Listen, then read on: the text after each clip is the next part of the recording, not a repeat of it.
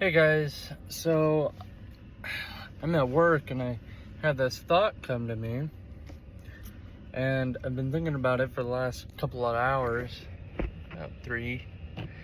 And the thought is faith or fear.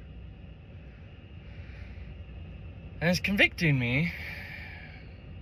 So here's the thought process, and here's the question maybe that you need to be asked this. Which one are you going to do? Faith or fear? You see, in faith, we do things that are outrageous to the world, like giving away money or being generous with our time. And the world doesn't see it that way. But there's a level of faith that actually transcends that even more. And it convicts most people because they go, I want to live that type of life, but it's actually one of the hardest lives to live. Because when you live in faith, it challenges you in a way that most people don't understand. Let me break it down for you. When I live in faith, I get challenged not on my just physical level, but in my spiritual. It always takes me to that space because that's where we're intended to be.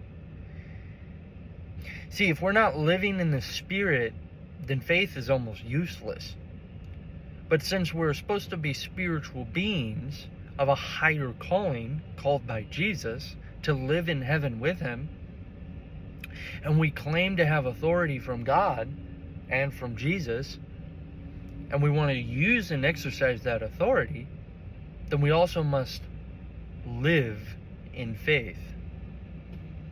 We must live in faith in a way that challenges our physical reality. Right now, I'm going through something. My wife's pregnant, and circumstances aren't the greatest. And I feel like God's challenging my faith. And I'm going, but God, what do you want me to do? And I keep hearing, go do the thing I've called you to do. And I'm going, but what is that? And he says, and it feels like he's telling me, well, what's your faith say? And my faith says the thing that my flesh doesn't like.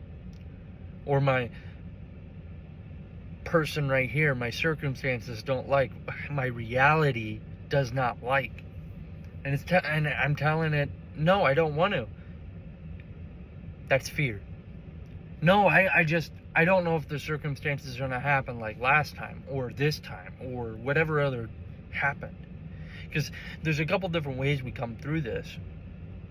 In fear, not faith, is we go off of our circumstances, our past.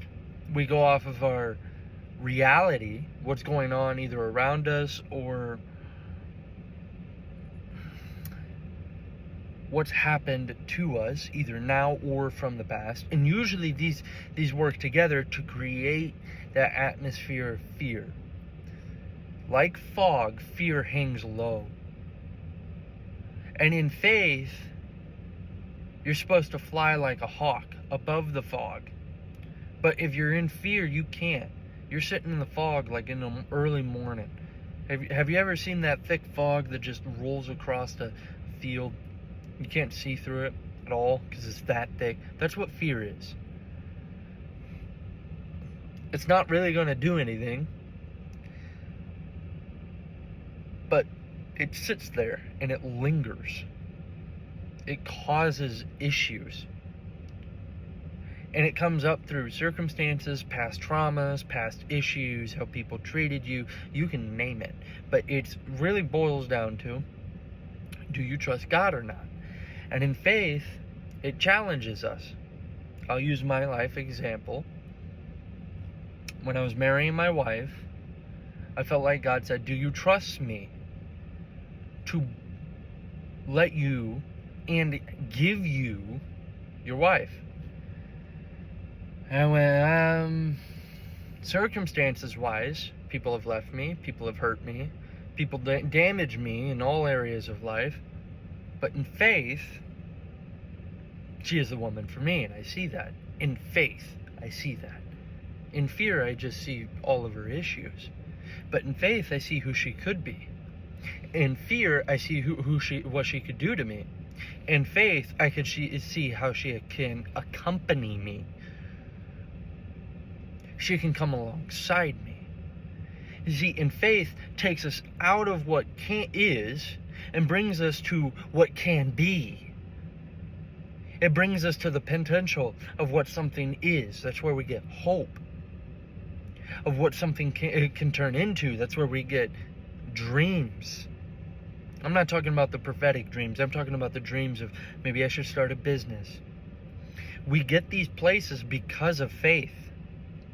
Whether or not we believe in God or not, this is where we get it.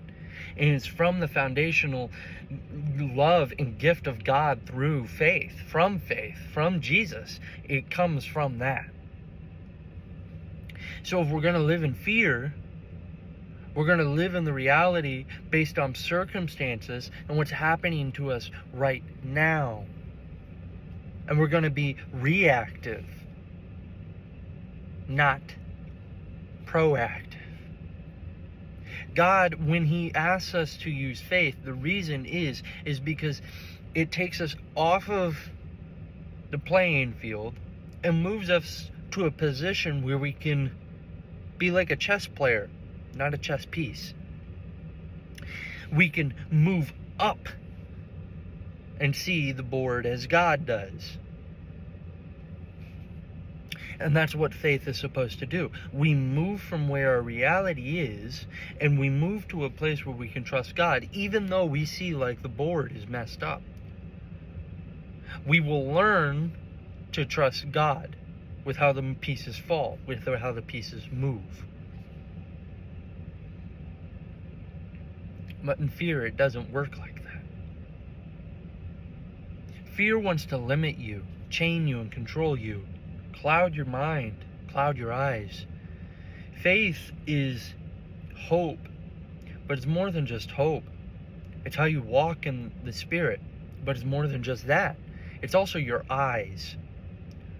It's how you get help from the Lord to discern whether or not someone's a good person or a bad person. I'm not saying that some people are just bad when you walk up to them. I'm saying in the Spirit.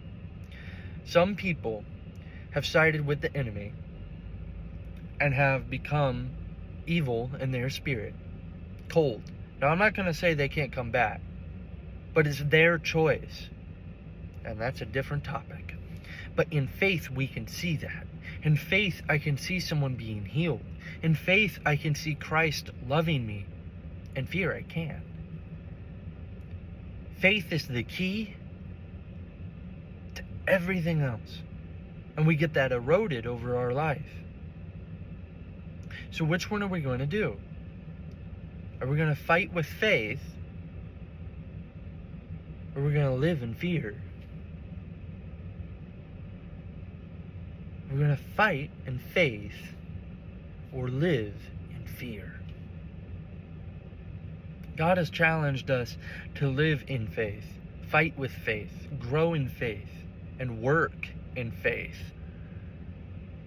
And a lot of people, so they say they live in faith, but they actually don't.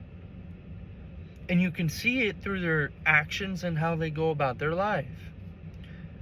If I ask them to do something that challenges them, and they don't necessarily, I'm not going to say do it, but more of they get hurt or defensive, or they start rebuttaling, or even shrink away to a hiding place that they feel safe in. Now, I might not know that, but they would. Then that means they're living in fear. You see, when you shrink and you run and you hide, that's what people do in fear. Not faith. Faith causes you to go face giants. Faith causes you to go do challenges. Faith causes you to challenge not only yourself, but others around you, even if you're doing it wrong. Because in faith, you see that helping others also helps yourself. In fear, you see it opposite. They're polar opposites. So which one are you going to want to live in? Faith or fear? God is calling you higher. And you can't be living based off your circumstances. You can't be living based off your reality. Because faith is not based off your reality. Faith is based off of what God can do. Or it wouldn't be called supernatural. We want to claim and see the power of God move in our lives and in the lives of other people. But it requires us to live in a faith that most people have forgotten. To live in fear of God. This is a healthy fear that most people have forgotten. In reverence. Getting in a place of deep intimacy with Him. And if you don't want to do that, and you just want to live by fear, and many other things, knowledge and understanding of your own mind, then you will never experience God. You can't. You won't. Because living in faith challenges you to let go of your reality, your mind, your reactions, and your control all at once. It challenges our human nature, our sinful nature, and calls us to live a life of holy matrimony with God. And we can't do that if we live in fear. Fear is a very prominent emotion and mindset and heart position. There's three things that are three different areas of fear. And those core ones will change and affect you, causing issues in your life. You see, there's people that live in fear daily, but they do tremendous things. But there's also people who live in faith daily, and they do tremendous things. Which one are you going to live? Faith or fear?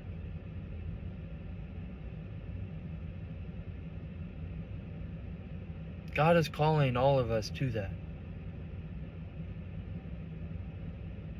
But it's us that gets to choose which one we want to live for the rest of our life.